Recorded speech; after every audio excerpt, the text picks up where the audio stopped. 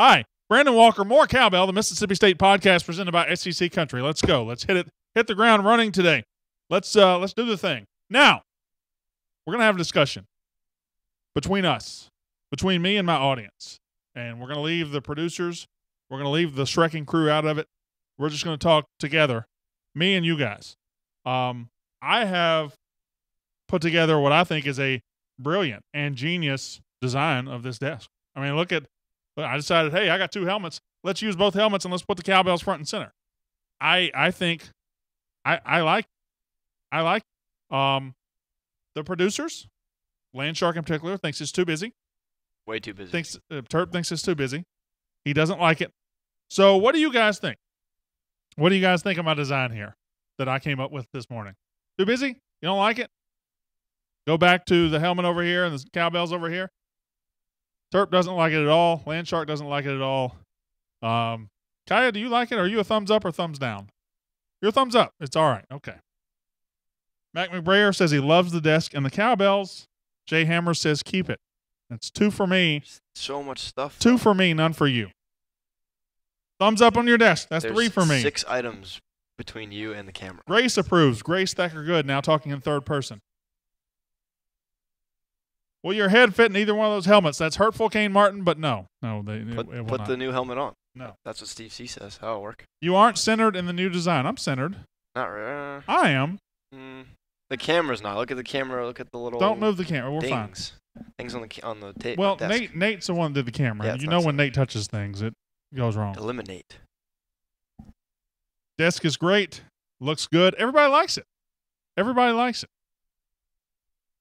You need a white helmet. Keep it. Well, I asked for a helmet, and they gave me that. You didn't do anything to that camera. Did she do anything to the camera? She did? Okay. I would like the 2 helmet if the Cowbells weren't there. Shannon Lisenby says maybe move the helmets back some, get some depth and angles going. Oh, that's interesting. Let's see what. There's literally 6 things in front of you, including the microphone, and the cup is 7.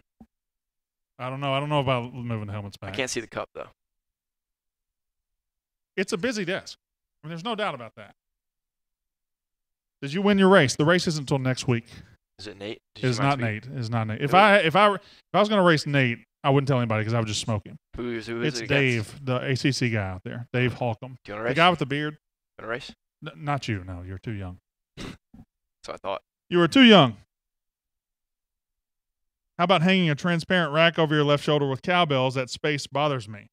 I don't know what we could do with this space. This space is an issue every day. People don't like this space. But again, it's not just my studio. Bring a poster. It is the Brandon Walker studio, but I do let other people use it. I let the Georgia guy use it. I let the SEC Country guys use it. I don't let them use this side, but I'll let them use it. We can tape like a little poster or something back there. Well, that would look terrible. Well, You got to think about the resale value. What are you talking about? And then take it down after. You need a taller chair. Yeah, you're really short. Am I? Yeah. Did Brandon shrink the chair today? I don't know. Try to lift it. Watch this. Watch this. Gonna drop. Hi.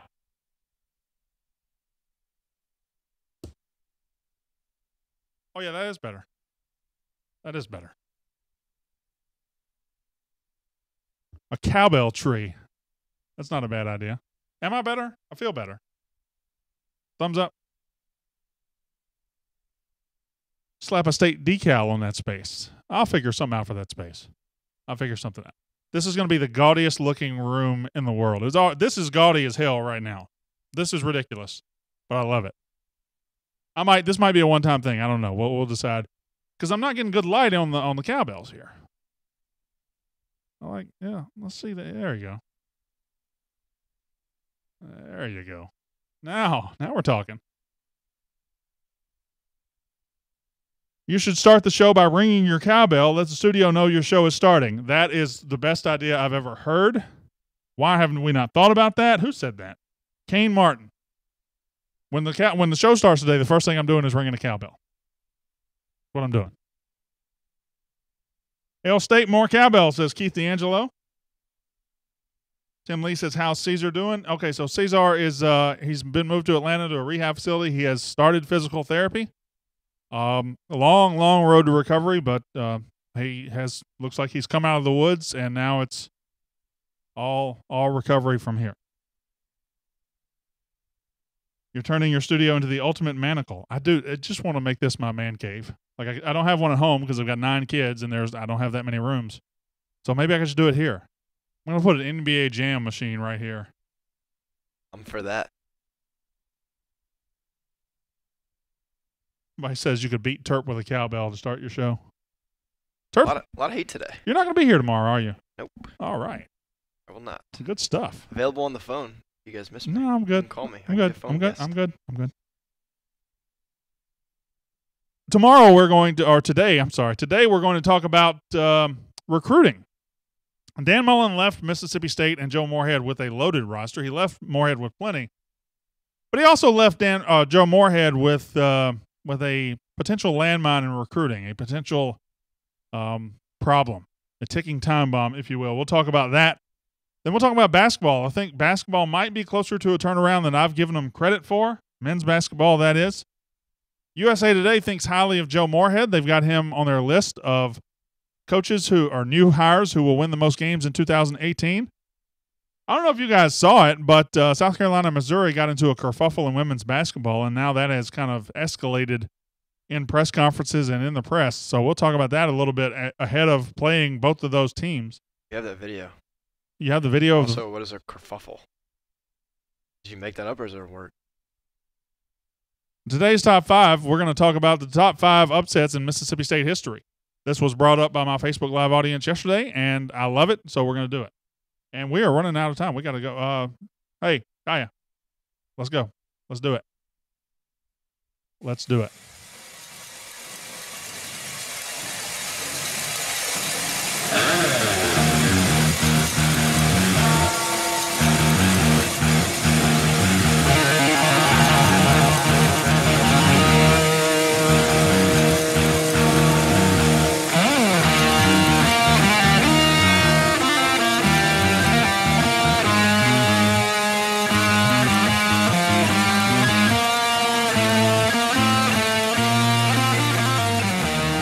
The More Cowbell Show, brought to you by SEC Country.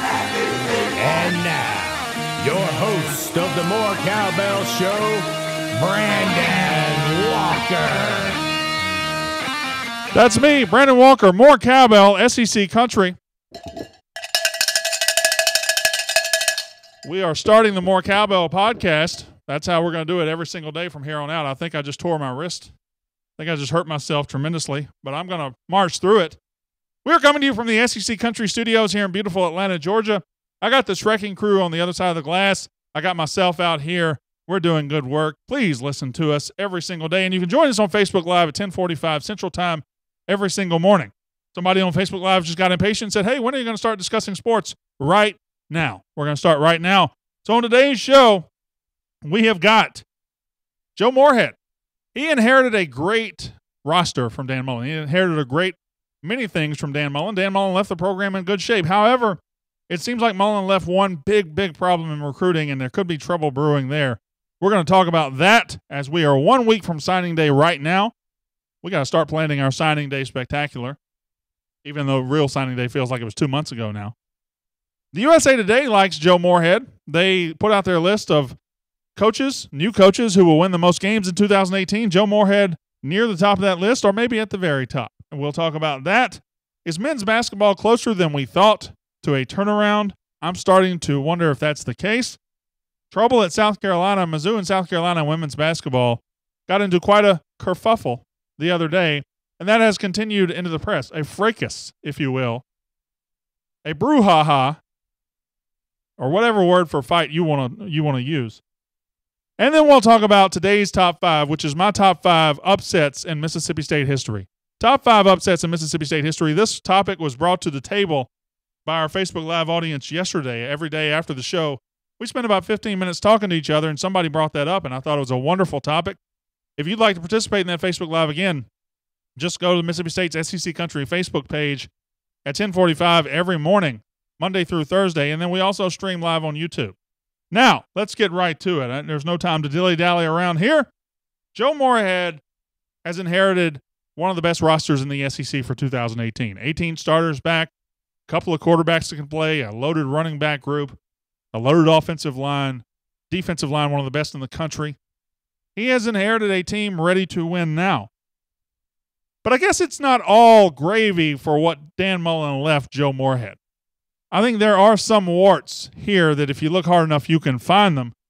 And you don't really have to look any further than recruiting. And right now, it looks like something Joe Moorhead and his staff are battling, and they're going to have to battle next year to try to rectify. I look at the offensive line recruiting is what I'm referring to. Last year, Dan Mullen and John Hevesy signed one high school offensive lineman that made it to campus. This year, in the early signing period, Mississippi State signed one offensive lineman who has signed and is officially a Mississippi State Bulldog, Quatrevius Johnson. Big-time guy, 4-star guy out of Greenwood. Big-time guy. But you need numbers. You're talking about a position, you got to play 5 guys on every snap. You're talking about a position where you can't come into the SEC and play in your first year unless you are a ridiculously super freak. And I just don't see we're not going to get those guys. So you got to plan ahead. You have to plan 2 and 3 and 4 years ahead on the offensive line. You have to know what you've got coming in 2020, 2021. You look at 2018, State's going to have one of the best offensive lines in the SEC. I think 2019, State's okay. But when you talk about 2020 and 21, that's when you're talking about the guys who you would have signed last year, who you would sign this year. And right now, State just isn't signing many numbers.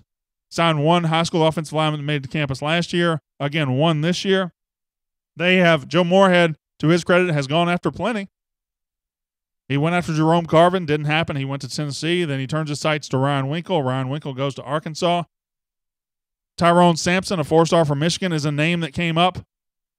If you believe reports out today by 24/7, then Mississippi State has moved on from Tyrone Sampson. They have kind of barked up that tree and decided it's not worth staying. Jalen Robinson, a 3-star from Kansas, has gotten a late state offer, but Nebraska's on him too, so you don't know if you're going to be able to get him. Right now, it looks tough for the offensive line recruiting. It looks like State's kind of gone to a well that has run dry for right now. And Dan Mullen hasn't helped matters. Dan Mullen, John Hevesy, flipping Griffin McDowell, a commitment out of Georgia yesterday, a 3-star commitment, which I think makes Dan Mullen look bad in the eyes of 2 fan bases. Number 1, Mississippi State, for coming back and getting a kid that he had convinced to play at State. And number 2, Florida. They're not going to stand for recruiting 3-star offensive linemen like that. They're just not. And they will wear out their welcome very quickly. But this isn't about Dan Mullen. This is about Joe Moorhead and what he faces. On the field, offensive line has turned a corner. I think we're very, very good for 2018. I think the on-the-field product right now at offensive line is as good as it has been in the last 10 years at Mississippi State. It was very good in 2017. And you bring back 4 starters, and really 5 when you consider Greg Island started 4 games for Martinez Rankin, who was hurt for much of the year. So on the field, it's okay, but in 2020, 2021, we need to start stockpiling in a hurry. We're going to have to try to find some guys in the next 7 days to fill out. You can't sign 1 a year. You just can't do it. And it's not a problem of Joe Moorhead's making. It's a problem he inherited. But this is the one thing he has to fix. It's not a quick fix position. It's probably the one position that needs more planning than any other. And John Hevesy's parting gift to Mississippi State was leaving nothing in the bank for Joe Moorhead. And that stinks. It stinks. I think right now it's a concern. I don't think it's a 5-alarm fire because you've got time to fix it. You give your staff, your offensive line coach Marcus Johnson, Joe Moorhead, Charles Huff, your kind of your recruiting ace. You give them a year to put their first class together, and they know right now they're going to have to sign 4 or 5, maybe 6 offensive linemen next year. So they will get a chance to go out and fix it. If we're sitting here having this discussion next year, then it turns into a 5-alarm fire. Then it turns into something that's really going to hinder the growth of the program. But right now it's a concern going forward. And I think if you look at what Dan Mullen left Joe Moorhead, this is the only, maybe not the only dark spot, but this is definitely the most glaring problem Dan Mullen left Joe Moorhead. And we have 7 days until signing day. Recruiting has been really weird to follow this year for a couple of reasons. Number 1, the early signing period. We've already got 15 guys signed. We've already addressed so many needs. but now you're kind of limping into the finish. You're just trying to find a way to fill out your class. And with a new coaching staff, I think the information for a lot of recruiting writers has been harder to get. So I think fans are more in the dark this year than they've ever been. That's not a knock against our recruiting writers. That's just the reality of the business. I think our recruiting writers are some of the best in the business. But the next 7 days are going to be very interesting. I don't know what signing day looks like for Mississippi State. I have no idea. I don't know if we signed 2 guys, if we signed 6 guys. I feel good about Fabian Lovett. Feel good about a guy like Esias Furge from Clarksdale. But beyond that, I just don't know. I have no idea what next Wednesday looks like. And it's, the next big milestone in Joe Moorhead building his program, so we'll have to see. We'll have to see. And I'm sure tomorrow's show could be much different than today's show. Monday's show could be 100% different. It's just everything changes in recruiting this time of year. On the field, though, I don't think State has much to worry about right now. USA Today puts out yesterday its top 10 new hires that will win the most football games in 2018. And I'll just run through the list real quick. Number 10, let's see. Number 10, Scott Frost, Nebraska. Number 9, Jeremy Pruitt, Tennessee. Number 8, Herm Edwards, Arizona State. You guys don't care about these guys. Number 7, Jimbo Fisher, Texas A&M. Number 6, Dan Mullen at Florida, which is interesting to me because their schedule is straight up garbage next year. It's very easy. If he wins less than 8, they might have buyer's remorse. We'll just see, though. That's something to monitor. Number 5, Chip Kelly. Number 4, Willie Taggart. Number 3, Kevin Sumlin at Arizona. Number 2, Mario Cristobal at Oregon. And number 1, the coach USA Today thinks will win the most games in 2018. The new coach is Joe Moorhead at Mississippi State. It's on the screen right now for Facebook Live, but I'll read it for the podcasters. Moorhead inherits a great situation from his predecessor, Dan Mullen, even if quarterback Nick Fitzgerald doesn't make a full recovery from his ankle injury. Well, he's right, because you have Keaton Thompson waiting right there. Mississippi State brings back depth and talent on both sides of the ball with enough athleticism on offense to fit the nuts and bolts of Moorhead's explosive scheme. Explosive scheme is just a delightful phrase we haven't heard around here in a decade. And the schedule gives the Bulldogs potential toss-up games at home, including Florida, Auburn, and Texas A&M. There's nothing toss-up about Florida next year or A&M to me. So it's fair to expect 8 or 9 wins during the regular season to go with top 25 contention. Well, I think they're a little lower than most of us anticipate. I think most State fans are in the 9 to 10 win range, but still a fair assessment, a very fair assessment. And it notes that if Nick Fitzgerald doesn't make a full recovery from his ankle injury, that, you're still okay. I will say this. I've just talked to a family friend of Fitzgerald. I think he's going to be 100%. I don't see any reason he's not going to be 100%. Everything behind the scenes says he is going to be fine. Now, can you ever be the same after an injury like that? I don't know. But all things considered, I think Fitzgerald's going to be a full go from the opening tip. Oh, well, not tip. This is not basketball. The opening kick. Thank you very much. So let's move on to basketball, since that's what I was going. Obviously, my mind is already ahead of me. Are we closer than we thought to a turnaround in men's basketball? What did I say? Terp, you just look like I said something stupid. Are we closer than we thought to a turnaround in men's basketball? I don't know. I watched Florida and Georgia play last night. Georgia beats Florida. Kentucky should have lost to Vanderbilt. It took Vanderbilt with an all-time collapse at the end to lose to a very average Kentucky team. How they sign 9 5-stars a year and they're still average, I'll never know. Well, I do know. I know who their coach is. But I watched these teams, these bad teams, beat good teams, and it makes me realize the SEC is just a very, very weird league right now, and I think that puts us closer to a turnaround than we may think. The SEC has, as far as overall quality, come way up in a short period of time. They've gotten better. But the top of the league isn't any better. The top of the league is worse. The league is just compressed right now. The bottom of the league isn't that bad. The top of the league isn't very good.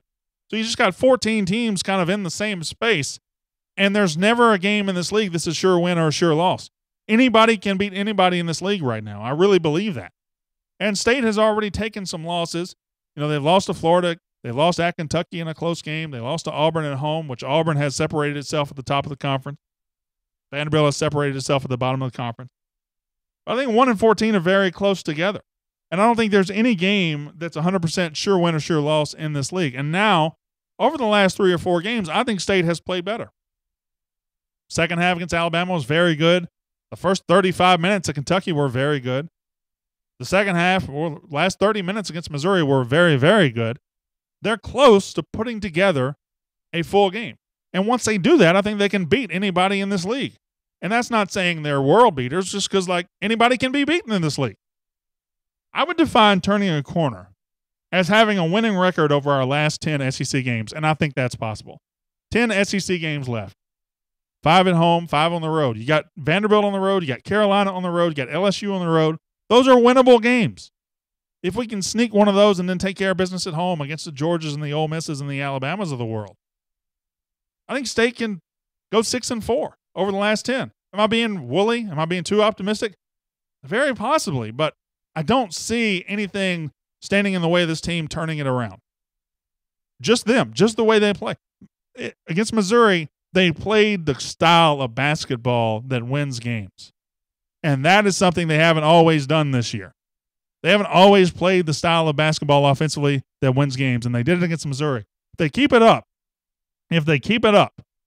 if they're able to stretch that into 2 games, into 3 games, all of a sudden I think State can start winning games in this league. And I don't have to tell you that I've been dying to see it. And the next 10 games, I got a lot of anticipation for. I'm very curious to see what happens. Now, if we come home, we lose to Ole Miss, and we continue letting them own us, all bets are off. I'll probably just throw the towel in and say I'm out. We'll bring on baseball. South Carolina and Missouri, talking about basketball, have you seen this? South Carolina and Missouri got into a scrape the other day, a kerfuffle, a fracas. They got into it. Oh, we got the video. So there they get into a fight. South Carolina players pushing everybody. And a couple of Missouri players get ejected because South Carolina players aren't allowed to get ejected from any game. But anyway, that's not really the story. The fight's not really the story. In the last couple of days, Missouri's coach and AD have come out and say at South Carolina, South Carolina fans spit on Missouri players. They used racial slurs. They were just generally terrible people to these Missouri players. And Missouri athletic director blamed Dawn Staley, said she kind of fosters this environment, says she is kind of pushing that. It's very interesting to watch. I mean, that's become a heated rivalry. Both times they've played this year, it's been something like that. Now, we play Missouri, and then we play South Carolina. That's our next 2 opponents.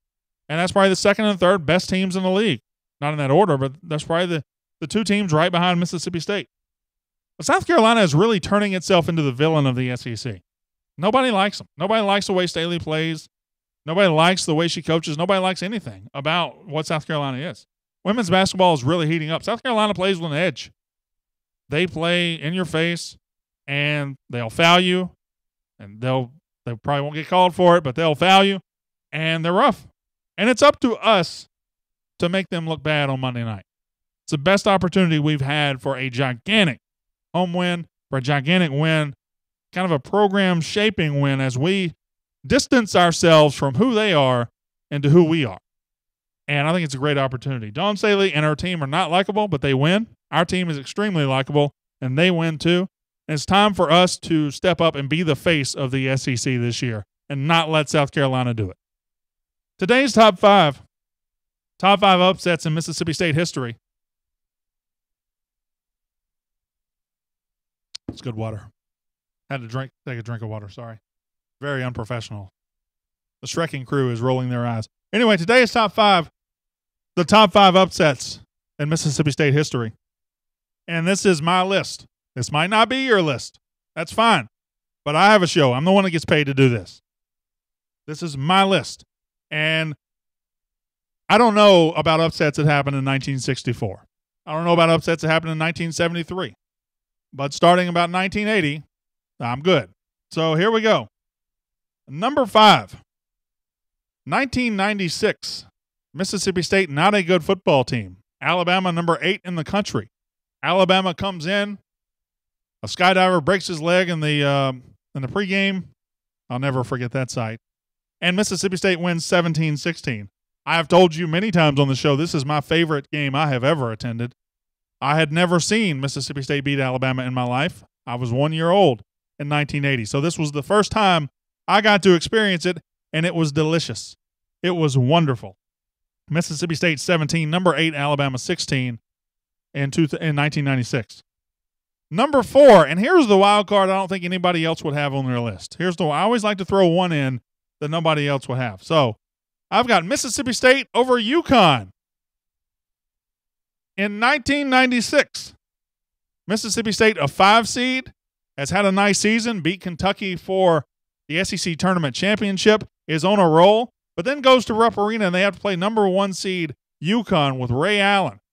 And this was the game that turned that march, that turned that run from, oh, nice, they beat Kentucky, into, oh, my goodness, this could be something. That turned the country from looking at Mississippi State saying, well, they won their one game, but they're going to go out, into, boy, this is a real contender. Mississippi State 60-55 over UConn in Rupp Arena. Nobody expected it, especially outside the fan base. And it was really a coming out party to say this is a national championship contender. It didn't happen, but State was a national title contender, and they were that close to playing for a national title. Number 3, another one of my favorites. 2000, number 3, Florida comes into Scott Field at the time. And I remember the construction was going on to build the east side up. I was sitting on the east side. Might have been the first time I'd ever sat on the east side. About 6 rows up. And Mississippi State just beat the crap out of Florida for 4 quarters. 47-35 was the final. But Spurrier scored a couple of touchdowns late. It was really 47-23 with 6 minutes left. State offensively and defensively just beat Florida to sleep. They were number 3 in the country, and it really showed you the potential that State had that year. It was a very frustrating year because State had some big wins but some mind-boggling losses. But that was the biggest win, and it was very impressive. It was a 2:30 CBS game, and we showed the country what we could do in Starkville. Number 2 and number 1. I think you know what these two are. It's just a matter of the order. And we had this discussion yesterday on the Facebook Live, and I'm going to tell you what they are, in my opinion, what the order should be. Number 2, 1980, Mississippi State 6, number 1, Alabama 3. It forever was the greatest game in Mississippi State history. It was the greatest accomplishment in Mississippi State football history. It was the one thing that, everybody always talked about. That's until we went to number 1 in 2014 by beating Auburn. And our number 1 today kind of took the spot as the number 1 upset to me. But I don't have to tell you about 1980. I don't have to tell you about that win. You've lived with it. You've grown up listening to it, or you have memories of it. Either you were there or you listened to it or watched it, whatever. You know how important Mississippi State over Alabama. They'd won 25 in a row over us. We didn't win another one for the next 16 years. And it was special. It was incredibly special. But it's not number 1. It's not number 1. Because number 1 is Mississippi State 66, UConn 64 in 2017. UConn and Alabama. See, Alabama was number 1 at the time, and they were a national title favorite. But UConn was the favorite. They were the national championship winner. They were just uncrowned. They were unquestionably, they owned the sport. They were the sport of women's basketball. Nobody doubted they were going to win a national title because that's what they did. They won 111 games in a row. All they do is win every game. But Mississippi State didn't care. Morgan Williams didn't care. And they lost by 60 the year before, and they come into Dallas, and they beat Morgan Williams on the greatest shot, the greatest play in Mississippi State history, beats UConn. It was a national story. Immediately, Twitter blows up. Just incredible. I don't have to tell you, you're all there. It happened less than a year ago. But to me, that's number 1. That is number 1 because of who UConn was and how big of a stranglehold they had on the sport. Alabama was great, but they didn't have the stranglehold on the entire sport that UConn had in women's basketball. That's my list. Number 5, Mississippi State 17, Alabama 16 in 96. Number 4, Mississippi State 60, UConn 55 in 1996. Number 3, Mississippi State 47, Florida 35. Number 3, Florida 35 in 2000. Number 2, Mississippi State, Alabama 1980, 6-3. And number 1, Mississippi State beats UConn to end a 111-game winning streak. If you don't like the list, that's fine. Give me your own list. Hit me up on Twitter, bwalker_SEC, or you can just show up in the Facebook Live chat tomorrow and we'll talk about it. Until next time on the podcast, my name is Brandon Walker. You've been listening to More Cowbell, the Mississippi State podcast presented by SEC Country.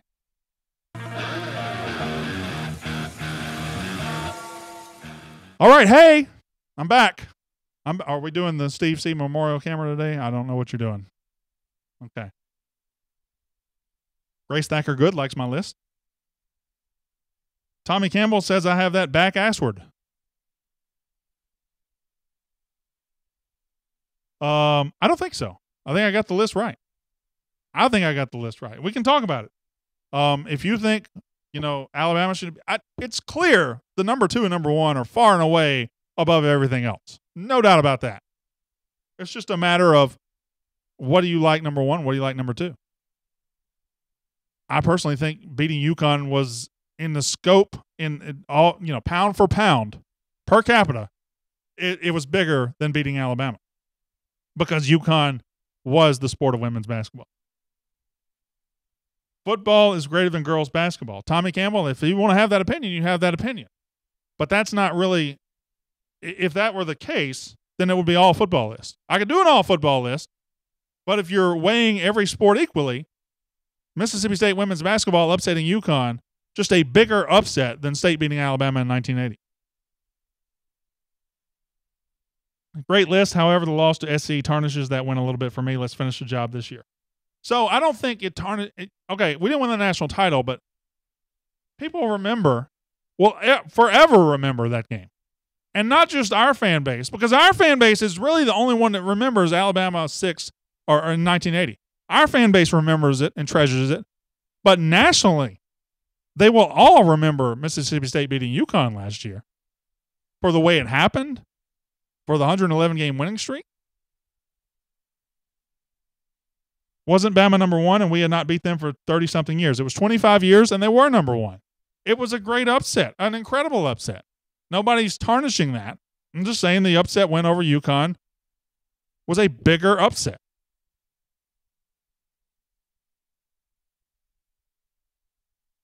The only implication the 1980 upset over Alabama had was that we beat a Bear Bryant team. Some other teams did the same thing. Right. Other teams beat Alabama back then. It's a big deal to us because we never did it. But it wasn't as big a deal nationally as State beating UConn. Jason Love brings up a loss for some reason. I'm not going to read about a loss. We're positive. We end this show on a positive every day. Fred Harley asked me if I'm worried about something. Hold on. Are you worried we don't get offensive linemen? Yeah. The entire first segment of the show, I don't know if you were here, Fred, but was me being worried about not getting offensive linemen. So, yeah, I'm very worried about it. I'm concerned. Read the list quickly. I missed it, says Lance Miller. All right, I'll read that list. Lance, here's the list. Today's top 5 was the top 5 biggest upsets. Number 5, Mississippi State 17, Alabama 16 in 1996. Number 4, Mississippi State 60, number 1 seed UConn 55 in the 1996 Southeast Regional and NCAA Tournament. Number 3, Mississippi State 47, number 3 Florida 35 in 2000. Number 2, Mississippi State 6, number 1 Alabama 3 in 1980. And number 1, Mississippi State 66, number 1 seed UConn 64 in 2017 women's basketball. That's the list of the greatest upsets in Mississippi State history. And I knew there would be debate over whether the Alabama win should be number 1 or the UConn win should be number 1. That's why we do this Facebook Live, so we can talk about it. 80s Bama was a bigger upset to State fans, but the UConn win last year was a bigger upset nationally, and remember nationally and in the books. Buster Bone. Yeah, I think that's the point I'm trying to make. I agree with you. The UConn win was program defining and changing win. The win over Bama in 80 was an upset, not a program changing win. Agreed.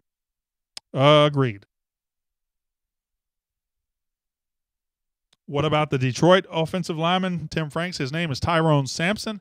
And reports are from 24/7 and other outlets this morning that State has moved on from Tyrone Sampson. They are out of the Tyrone Sampson business. That's just the reports. I don't know if they're accurate, but I trust them. So I don't think Tyrone Sampson is going to be an issue. And somebody asked about JUCO offensive linemen, and Dan Glenn is answering this. But no, JUCO offensive lineman isn't really going to help because we're okay for the next 2 years. It's down the road that we're going to be lacking. We got to get young offensive linemen in here that can grow into our starters 2 and 3 and 4 years from now. Not for 18 and 19, we're okay. Us beating Auburn and getting ranked number 1 is something, a first for me, awesome to see, and hope it's not the last time we're number 1. I agree. I also hope that's not the last time we're number 1. I mean, I want to matter in football. I don't want to be Maryland. How many national championships you guys got? I don't want to be Ole Miss. I don't want to be That's what I thought. East Carolina. I want to matter. You can redshirt a JUCO. Yeah, but you're just kind of still putting lipstick on a pig at that point. And not a lot of JUCO guys, you say it, but not a lot of JUCO guys are going to sign up to redshirt. They've already been in college a couple of years. They're ready to play and get done. Not a lot of JUCO. Now, some do. Martinez Rankin did to his benefit. But I don't think redshirting JUCOs is a good long-term viable plan on the offensive line. The men's team in the Final Four was huge. Lance Miller, yeah, it was. I thought about State beating Kentucky in 1996, but I'm not convinced that was a huge upset because I think we would have beat them again if we'd played them again. 3 years in the program for JUCO. We've had several lately. Again, Tommy Campbell, I just don't think that's your long-term plan. You need to get guys out of high school. You need to get guys that you can invest in, that you can build up. I don't think JUCO offensive line – first of all, JUCOs are rarely the answer at any position. And offensive linemen might be the worst position to lean on JUCOs. So I just don't think JUCOs are nice and they fill a need, but to lean on them as the answer, it's a bad idea. Think we're going to get Eddie Smith? Gut feeling says Saban pulls him, says Adam McBrayer. I feel like we've seen this movie before with chasing a guy that has an Alabama offer that's a backup plan for Alabama. I think we know how it ends. I don't feel very good about it. And I don't feel good about it for Eddie Smith. I can see him signing with Alabama and never seeing the field like Nigel Knott, like Scott Lashley. Have you ever done a top 5 best games list? I know you did about games you were actually at, but what about top 5 games in your lifetime that were just big games, a.k.a. Cincinnati against State in 96, 2014 Auburn against State? Good list, Jay. I might think about that. Tommy Campbell says BS. JUCOs are a huge advantage for us. Yeah, I don't know why you're getting so upset, Tommy, but JUCOs are an advantage for us, and they do help, but they're not – you don't want to anchor your long-term plan to JUCOs. I don't know how I can make this more clear. You need to get solid high school offensive linemen to build around. If you have a whole 1 year, sure, fill it with a JUCO, but that's not the plan. That can't be the plan. That would be ridiculous. Why do you still have the old helmet on the set, says Britt Azell. Thank you for asking the important questions. So I just thought, let's see. Let's put both helmets on the desk and see if we like it. I personally like it. The Shreking crew hates it. They all hate it. They think it's too busy. Too much is going on. If you take the cowbells out, that'd be cool. But I like it. It's too much. I can't take the cowbells out. Then the show is more cowbell. So take one of the helmets out. I'm not taking. Okay. Kerry Orr likes the new setup. Bama was 42-2 from 97 from 77 till we played them in 80. They were college football, but no, they really weren't. Not really. I mean, they won a national title in 78, but they didn't win every one. UConn won every one. I mean, UConn is penciled in to be the national champion every year, even this year after we beat them. So, Kenny Manning doesn't like it, and if Kenny Manning doesn't like it, I gotta listen to that. But I just where was I? I just think UConn's status in college basketball is greater than probably anybody's status in any sport ever. And Alabama's status in college football in 1980 was amazing. It was great. It was at the top, but it wasn't what UConn enjoyed before last year.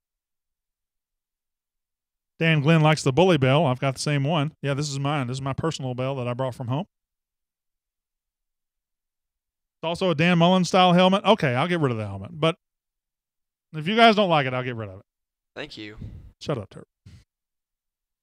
Time to move on from Dan Mullen. I agree with that. I definitely agree. I just like the helmet. I like it. I like both of them. I feel good here, but I want you guys to be happy. Kenny Manning says more Landshark on display. Well, that's no. If anything, this show's going to get less Landshark. All right. We've been talking too much football here. Why haven't we talked nonsense yet? We never talked this much football. Aren't they both Dan Mullen era helmets? Just saying. That's actually a good point. That's actually kind of a good point. I love the show, just don't like the helmet. Okay. All right. We're just going to. Let's go. No, throw it. we'll finish today. We'll finish today. It won't be here tomorrow, Can Brett. you just like move the bells to like the outer sides of the helmet? There. Do you like that? Yes, that looks better. That looks better to you? Yes. All right. Like you can like position them. Yeah. Like, on the You just outer want them out here. ends. Yeah. Just want them out here. Looks a little better. Yeah, there you go. Still busy. But cleaner. Cleaner. Okay. You like that better? That looks better. That gives you more Brandon Walker. I don't like that at all. I don't like that at all. I think that looks better. What's for lunch? What's for lunch? 2 people in a row want to know what's for lunch. I'm going over to Cox Corporate. I'm going to get some seafood today. I might get some scallops. Same. You're going over there? Yeah. Do they have seafood over there? They have everything over Did there. she say that? Yeah. They have everything over there. They got pizza, Chinese food. Lobster rolls. It's Pasta Wednesday. It's Pasta Wednesday. I can't eat Pasta Wednesday because I had 2 of them last week and I never want to see pasta again. But it was delicious. What do you get in your pasta over there? What do Everything. you recommend? I get spinach, garlic, mushrooms, tomatoes, onions, and Ooh. peppers, and chicken and shrimp Wow, with a lot Alfredo sauce over bow tie pasta. That's a lot going on in there. That's a lot going on in there. As you can see, I like a lot of things going on in my I can life. tell. With Mullen gone, hopefully we'll never see the gold uniforms again. Shannon Davis. I didn't love or hate the gold uniforms, but I'm kind of over them, so I agree with that. I agree. I don't mind kind of pulling back on the emphasis of the Egg Bowl entirely. Really, I just want to beat him again. I don't care how we emphasize it. But get a baseball helmet, says Eric Wiggins. That's a good question. Good question. What bad did Dan Mullen leave behind? Just join the show, said Richard Karen. Yeah, so the one thing bad that Dan Mullen left behind that we talked about was the offensive line recruiting. State signed 1 offensive lineman last year, 1 offensive lineman in the early period, and then he flipped a guy that was committed to us yesterday. He left a problem brewing on offensive line. He just didn't recruit enough numbers at the tail end of his career and didn't leave Joe Moorhead enough options. So now we're going to have to really double down on offensive line recruiting in the future to stockpile the next 3 or 4 years. Haven't worn gold uniforms since 2014. Pamela Hilliard, I'll have it back tomorrow. Don't worry. Don't worry. You know what? I do like it like this. I'm sorry. It's my show. It's not your show, Terp. It's my show. It's my show. It's my show. There we go. I like that better. When we stopped putting emphasis on the egg, we lost, wore gold, and won. That's, well, I guess that's kind of true. It's kind of true. Oh, we won it in 2016. I don't know about 2017. I think Dan Mullen just laid an egg on his way out the door.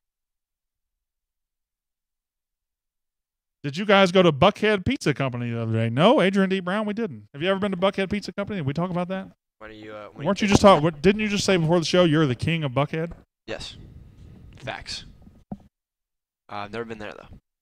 23-year-old redheaded white guy. I think she's the king of Buckhead. As good as Antico. Antico. Where's that? How far is that? It's kind of near Georgia Tech. I love pizza. Georgia Tech's a long way away. There's also one in the Battery, and one in. Oh, the Battery's not the far. Avalon. You live near the Battery, don't you? Yes. I also run the Battery. You run the Battery and Buckhead. Yes. Wow. You should make a mic stand out of a cowbell. There we go. I got to be honest. That's a great idea. There have been some ideas that have come through this show that are not very good. There have been some good ideas that come through the show. I think that's the first amazing, spectacular idea I've ever heard. Who said that? Shannon Lisenby. You should make a mic stand out of a cowbell. If this mic stand was a... Yeah, we got to do that. How do I get that? How do we do that, though? How do I get that done? Carpenter, whatever you call that. So really, I just need to affix one of these things to a cowbell, right? Yeah. One of these little clippers? Yeah. You got it, handyman. Hey, it's Eliminate. No, don't come in here, but I got to talk to you in a minute. Did you see Matt Wyatt's cowbell lamp? No, I didn't see it, but it sounds amazing. Dan looked very disinterested during the Egg Bowl dog walk. Kenny Manning, he looked very disinterested during the game. Ole Miss got players peeing on the field and waving at us, and Dan Mullen's just smiling. He was gone. He knew it. I stupidly denied it. I stupidly thought he was coming back, but he's gone. Joe Moorhead's here. Hello, Amy Hall. When can we get the Shrekking Crew t-shirts? Yeah, I don't know if we can get the international licensing rights to do Shrekking Crew t-shirts. We can do our own little rendition. Page, big picture of me. The Shrekking Crew. That'd sell out. Who came up with the Shrekking Crew? Who did that? Does anybody remember who did that? Because that's another good one. The Cowbell Mike and the Shrekking Crew have both come out in the last 2 days, and they're both incredible. And the cowbell at the beginning of the show. Another idea. Yeah, that was another idea. Did that go over well? I don't wasn't. know. Okay. Mullen had nothing to do with the gold uniforms nor the black. That is decided by Adidas, just like they determined what we wore. I'm not sure that's 100% right. I think Mullen had some influence. I think the coaches have more influence there than you think. I'm almost certain. Matt Wyatt is a good role model for you. No thanks. I'd like to keep all my hair. Thank you. No, I love Matt Wyatt. That's my guy. That's definitely my guy. But as far as being a role model, I'd say it's the other way around. I'm more of a role model for him. The guy wears Brandon Walker pajamas. A pet bulldog. I can't have a pet bulldog, first of all, because they're so expensive, and because I had one. His name was Biggin. From 2000. Biggin, yeah. 2003 to 2008. And he's gone. And God, I love that son of a gun. Nice save. Man. Brian did his impression of you on the B&B show this morning. It was pretty bad as usual. Notice I don't do a Brian Haydad impression. I've noticed. Yeah. I'm just scared of the you cholesterol. Do a Terp impression? Huh? You do a Terp impression? I don't do any impressions. Not an impressionist. I'm not a good impressionist. Have the camera pan around the studio, even Landshark, Keith D'Angelo. We could put that second camera to us, but I just don't want to.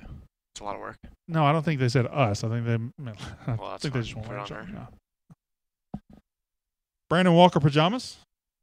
That guy's laughing at it. Benny Aaron. I think Benny Aaron's from Point City. I'm not 100% positive. Maybe I'm wrong. But if this Benny Aaron's not from somebody named Benny Aaron's in Point City. Bring back the flag jersey for special games. Loved it, just not the replica because it was cheap screen printing. Got some people out there taking pictures of me. Landshark? All right. It's lunchtime and she's hungry. And I'm hungry. I'm going to get me some seafood. So until next time, this has been fun. Bye till Tuesday. Terp won't be here tomorrow or Monday, so please be here tomorrow or Monday and we'll celebrate. Michael Wright. That's funny. All right. Hail State from where? Benny Aaron is from Columbus, like me. Oh, okay. Adrian D. Brown. Why don't you use Golden Triangle area? Adrian, I didn't know you were from Columbus. I just knew you were from Alaska, or in Alaska. I didn't know you were from Columbus. Hey, GTA. All right. Now, let me leave. Okay. I'm going to do a cowbell to ring us out. Let's go with this one. You've been watching More Cowbell, the Mississippi State podcast presented by SEC Country.